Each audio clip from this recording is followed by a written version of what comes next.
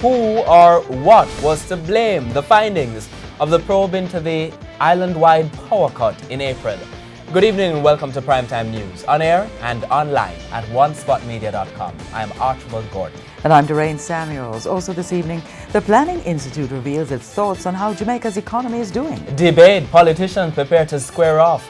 In the first of two local government debates, we will have a live report. Garbage contractors arrested. Alarm being raised about HIV cases among young people. In the business day, the gas tracker, the latest petrol prices. There's also the health report, sports commentary, as well as primetime weather in this newscast. But before the break, the feedback question.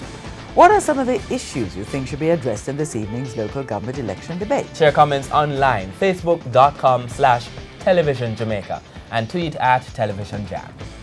Stay with us. Primetime News returns after this break.